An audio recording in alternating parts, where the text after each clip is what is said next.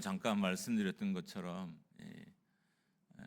포항에서 오늘 예배에 참석한 성도분이 이렇게 계신데, 제가 아내한테 이렇게 어떻게 오셨냐고 물어보라고 이제 했더니 포항에서 왔고 잠깐 교회 방문했다 이렇게 하더라고요. 그래서 아내가 저한테 오늘 설교 잘하라고 이렇게 경고를 날렸어요. 옆 사람과 인사하겠습니다. 괜찮습니다. 예. 보통의 경우 사람들은 자신의 강점을 부각시킵니다. 약점이나 단점을 부각시키는 경우는 거의 없어요. 왜냐하면 회사나 공동체가 약점을 쓰지는 않기 때문입니다. 물론 가끔 이력서에서 자기의 이력서나 자기소개서에서 자기 단점을 기록해 놓아서 좋은 점수를 얻긴 하지만 실제로 단점들은 직장 생활이나 공동체 생활에 치명적인 문제를 가져와요. 그래서 단점이 많은 사람을 고용하는 경우는 거의 없습니다. 왜냐하면 우리 공동체가 그렇게 성숙하지 않아서 사람들이 가진 단점을 무마시켜 가면서 그 사람의 장점을 쓸 수 있는 그런 회사도 많지 않고 공동체도 많지 않습니다. 만약에 그런 사람이 있다면 사람이긴 하지만 정말 평생 충성하고 싶은 마음이 생겨요. 내 단점을 쓸 수 있는 사람. 물론 제가 지난 날을 돌아보면 그런 분이 없었던 것은 아닌 것 같아요. 근데 그때 되게 행복하긴 했던 것 같아요. 내 단점을 크게 부각시키지 않으면서 내 장점을 활용해서 나를 잘 이렇게 썼던, 이용했던, 어떤 이런 용어가 이상하지만 그때 내가 쓰임 받았던 그때가 사역자로서는 가장 행복한 때가 아니었나라고 생각이 됩니다. 단점이 있는 사람을 쓰기 어려운 것은 이 단점이 일을 망치기도 하고 관계를 깨기도 하기 때문인 거예요. 여러분, 저도 단점이 있어요. 있는 정도가 아니라 많습니다. 저의 단점 중에 하나는 지나치게 감정적이라는 거예요. 그러니까 쉽게 화도 내고 빨리 사과도 하고 쉽게 달아오르기도 하고 빨리 씻기도 해요. 감정적이라는 것이 좋긴 하지만 이게 너무 속이 쉽게 드러나 보여져서 속마음이 들킬 경우가 되게 많습니다. 근데 문제는 제 속마음이 좋지가 않다는 거예요. 여러분도 그렇지만 우리의 속마음이 항상 좋은 건 아니잖아요. 저도 마찬가지예요. 제 속마음이 좋지 않을 때가 있어요. 그래서 그 모든 제 속마음이 제 얼굴로 드러날 때가 많습니다. 저는 포커페이스가 잘 되지 않아요. 그러니까 지도자는 어느 정도 이렇게 포커페이스가 돼야 되거든요. 포커페이스가 뭐냐 하면 다 알겠지만 카드를 이렇게 칠 때 카드가 좋은지 또 나쁜지 상대방이 알아차리지 못하도록 얼굴 표정을 바꾸지 않고 있는 것을 포커페이스라 그래요. 근데 제가 이게 잘 안 돼요. 단점 중에 정말 단점이에요. 또 하나 단점이 있는데 이게 속단하는 경향이 있어요. 그러니까 판단이 되게 빨라요. 반면에 어떤 경우는 판단을 너무너무 미루기도 해요. 그러니까 반대 성격의 단점이 제 안에 있는 거죠. 너무 속단해서 일을 때로는 크게 만들기도 하고 또 제 개인적인 희생이 너무 많을 때도 있고 또 어떨 때는 반대 성향이 너무 이 결단을 미루는 거예요. 그래서 문제가 다 크고 나고 난 이후에 터지고 난 이후에 뭔가를 하려고 하니까 안 될 때가 종종 있습니다. 이외에도 수없이 많은 단점이 저에게 있습니다. 앞에서 말씀드렸던 것처럼 나의 단점에도 불구하고 나를 고용하는 사람이 있다면 되게 행복한 일인 거예요. 왜냐하면 그 사람에게는 나의 단점을 무마시켜 가면서 나를 사용할 수 있는 능력이 있기 때문인 거예요. 그럼 우리가 이런 지도자를 만난다, 또 어떻든 이런 동료들을 만난다라고 하면 평생 그 사람 옆에 붙어 있는 게 맞아요. 왜냐하면 정말 찾아보기 어려운 사람이에요. 내 단점을 쓸 수 있는 사람이 너무 정말 적습니다. 바울이 행복한 이유와도 비슷해요. 9절 말씀을 같이 한번 읽어보겠습니다. 9절입니다. 시작. 나에게 이르시기를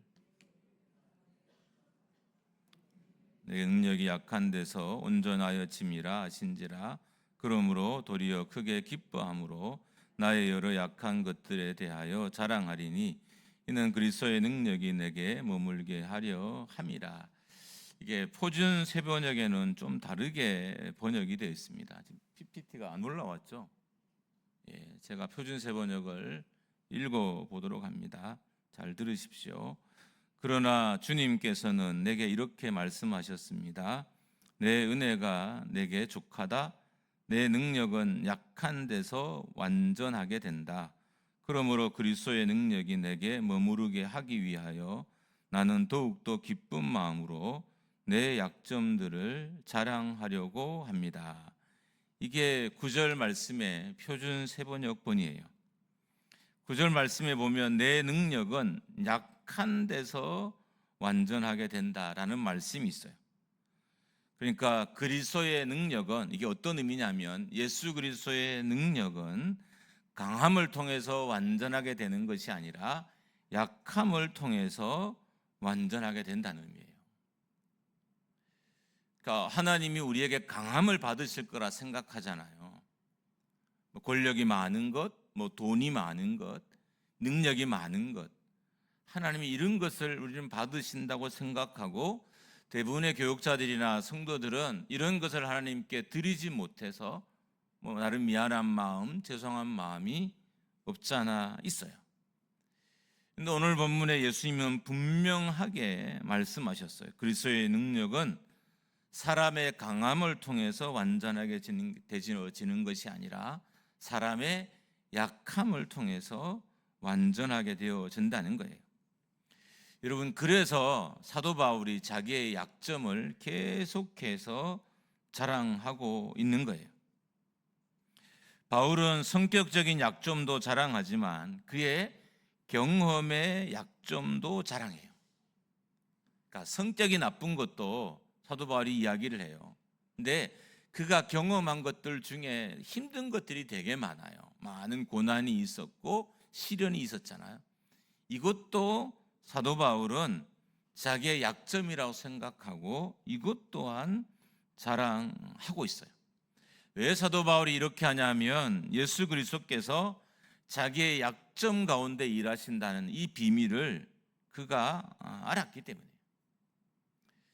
정말 은혜되는 말씀입니다. 그러므로 그리스도의 능력이 내게 머무르게 하기 위하여 나는 더욱더 기쁜 마음으로 내 약점을 자랑하려고 합니다. 여러분, 사도 바울의 목회가 풍성했던 이유가 그의 강점 때문이 아니었다는 거예요. 사도 바울의 목회가 은혜로웠고 사도 바울의 목회가 영향력이 있었고 하나님의 글을 들어서 하나님의 종으로 크게 쓰신 데는 그의 강점이 힘을 발휘한 것이 아니라 그의 약점이 힘을 발휘했기 때문이라는 거예요. 이 비밀을 사도 바울은 알아서 자기의 약점을 자랑하고 있는 거예요. 오히려 자기의 강점은 배설물로 여긴다, 그러니까 똥으로 여긴다, 이렇게 고백해요. 자기 강점이 그리스도를 만났을 때 아무 일도 하지 않는다는 걸 깨달았던 거예요. 자기가 가진 좋은 조건이 그 조건을 예수님과 만났을 때 그 조건은 아무 힘이 없다는 걸 알았어요. 예수님이 절대 쓸 수 없는 조건이라는 것을 알았어요. 여러분과 제가 보기엔 좋은 조건이지만 예수님은 쓸 수 없는 조건들인 거예요.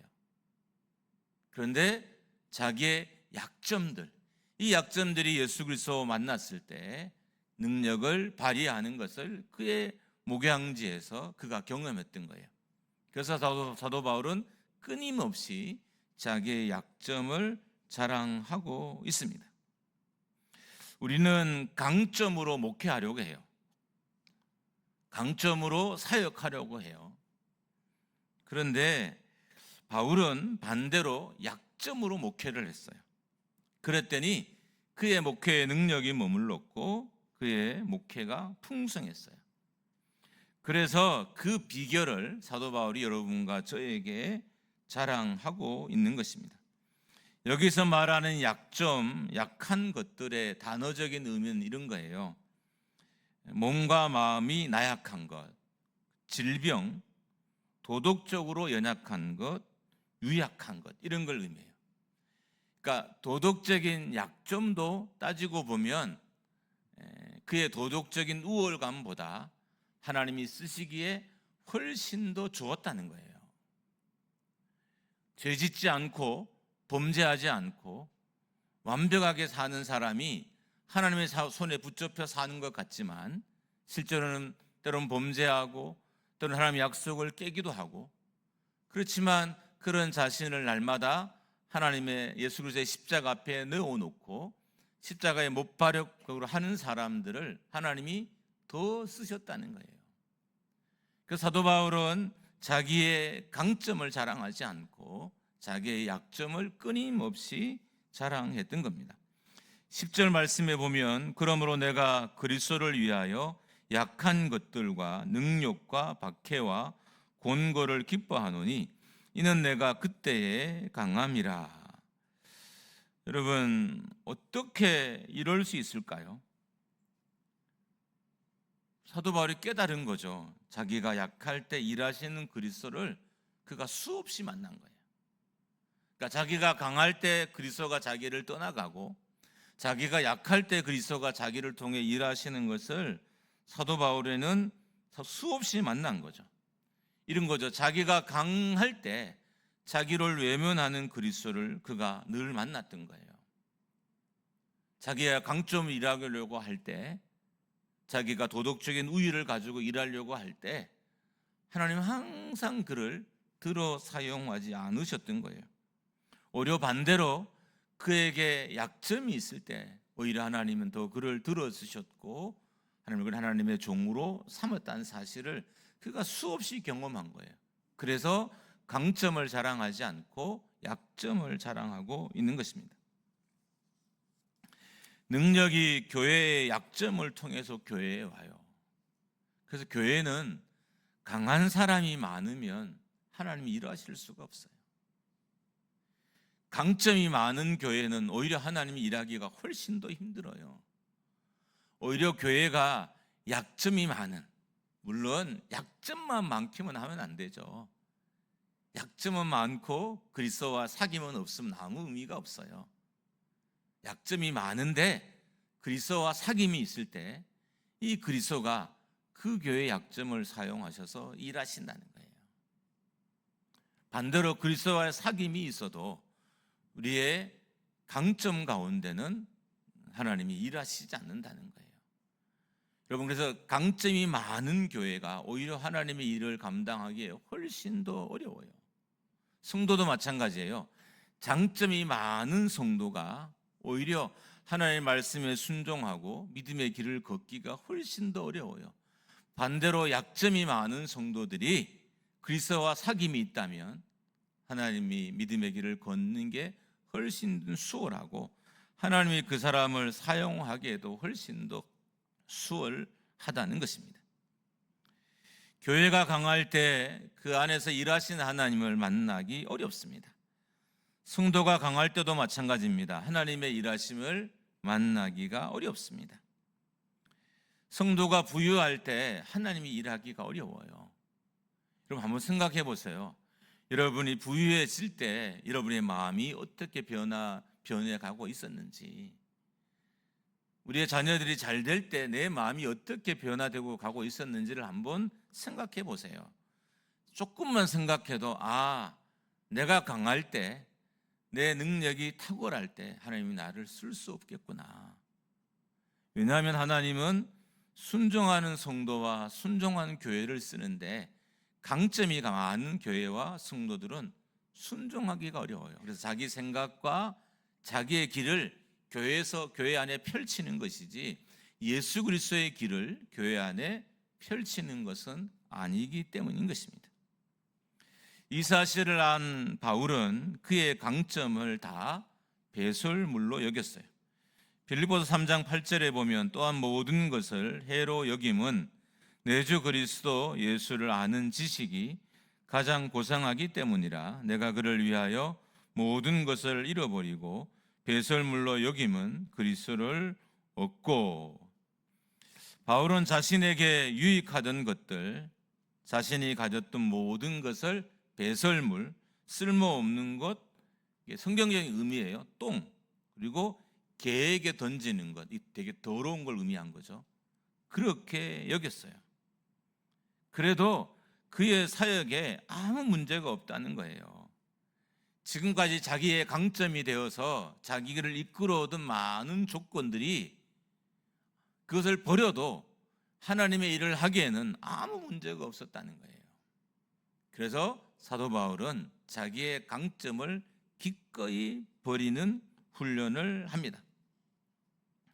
빌립보서 3장 5절과 6절이 이제 바울의 강점이 기록되어 있어요. 그 중에 하나가 바울은 자신을 어떻게 표현하냐면 율법의 의로는 흠이 없는 사람이다라고 자기를 자랑해요. 여러분, 이런 사람이 있을까요? 얼마나 하나님에 대해서 열심이었으면, 말씀대로 살려고 했으면, 율법대로 살려고 했으면 율법의 의로는 흠이 없는 사람이다라고 자기를 자랑했어요. 여러분, 이런 바울이 어떤 일을 했나요? 그리스도인들을 박해했잖아요. 바울의 강점이 오히려 하나님의 나라를 해쳤어요. 목회자의 강점이 때로는 교회를 힘들게 하고 성도들의 강점이 때로는 교회를 어렵게 해요. 우리가 이 사실을 깨달아야 합니다. 우리의 강점은 오히려 교회를 공격하게 하기도 하고 공동체를 위험에 빠뜨리는 경우가 더 많습니다. 장점이 많은 사람들이 오히려 사역에 큰 방해가 되는 경우도 많습니다. 예수 그리스도를 만난 후에 바울은 자기가 바리새인이라는 것, 그가 정통 유대인이라는 이 신분으로 사역을 하지 않았어요. 그랬더니 너무 많은 어려움이 온 거예요.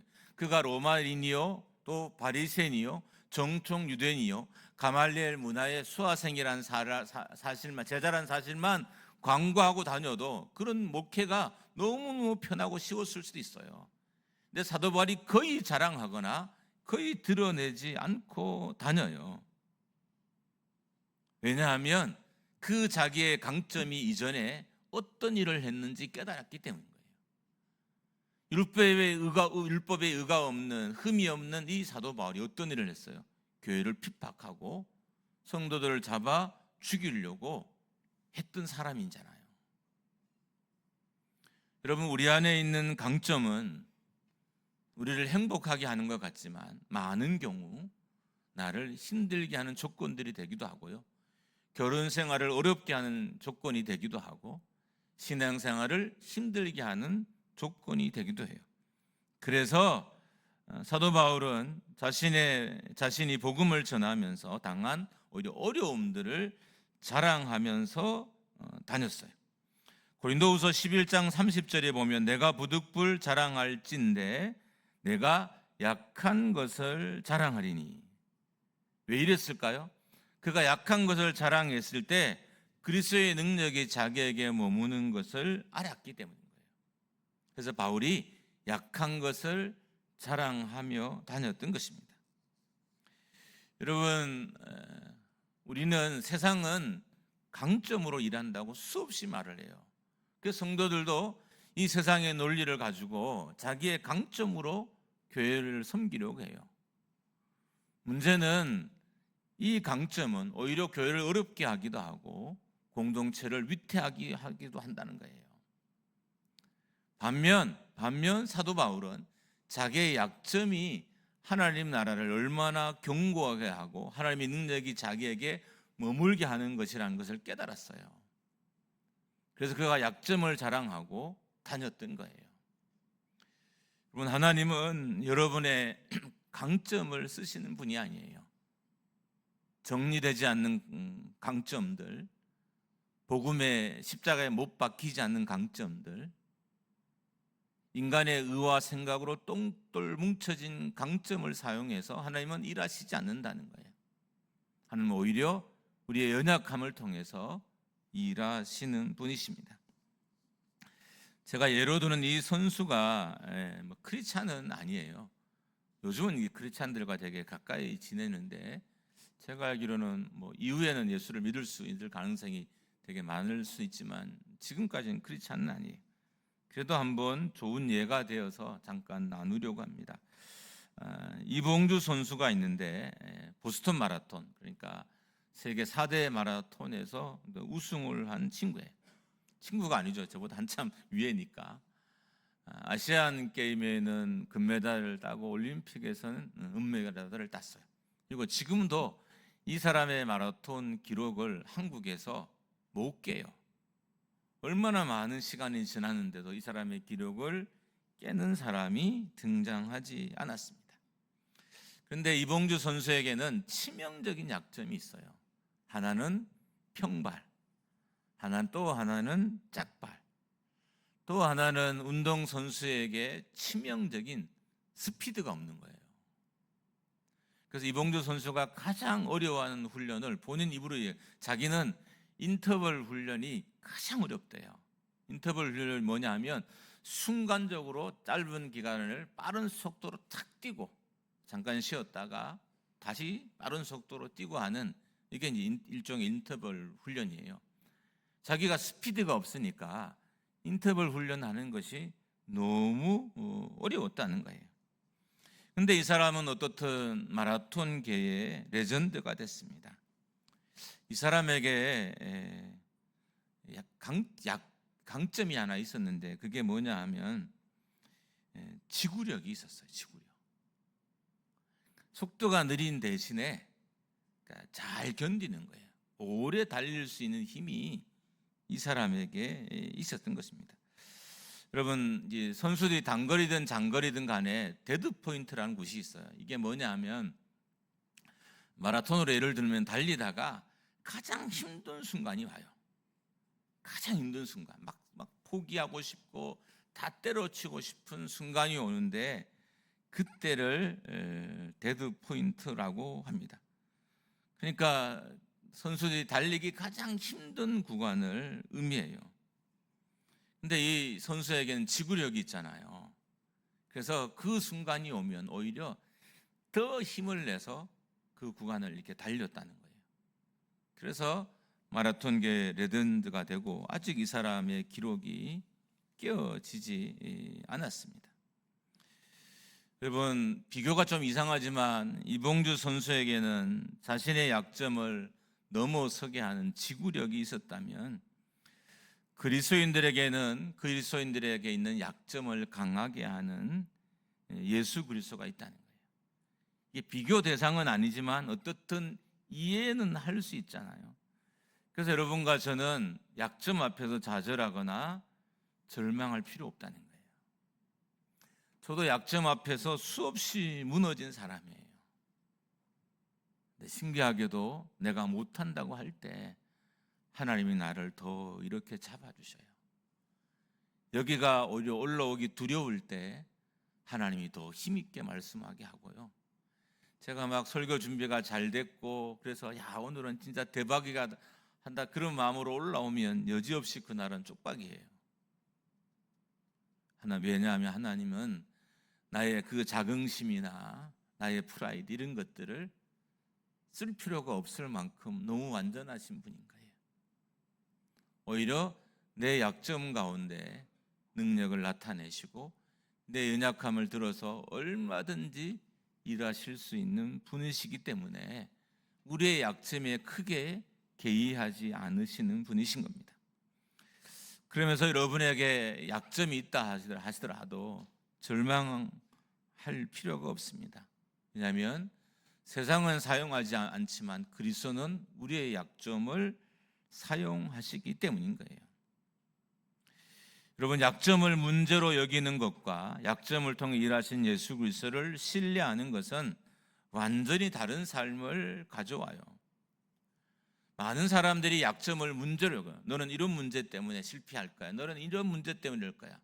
근데 중요한 것은 그리스도가, 예수님은 그 약점을 통해서도 얼마든지 일할 수 있다는 사실을 신뢰하는 것은 다른 삶을 가져온다는 거예요. 여러분, 약점이든 강점이든 내 조건으로 일한다는 이 자체가 하나님 앞에서 올바른 태도가 아닌 거죠. 그래서 사도 바울은 기꺼이 자기의 강점을 버리고 약점들을 자랑하면서 다녔습니다. 여러분, 많은 성도들이 약점에 묻혀요. 저희 집은 가난하고요. 저는 암기가 안 되고요. 저는 공부를 못해요. 약점에 묻혀요. 교회도 마찬가지. 우리 교회는 부흥하기 어려운 지역에 있어요. 우리 교회는 나이 든 분들만 많아요. 우리 교회는 돈 있고 영향력 있는 사람이 없어요.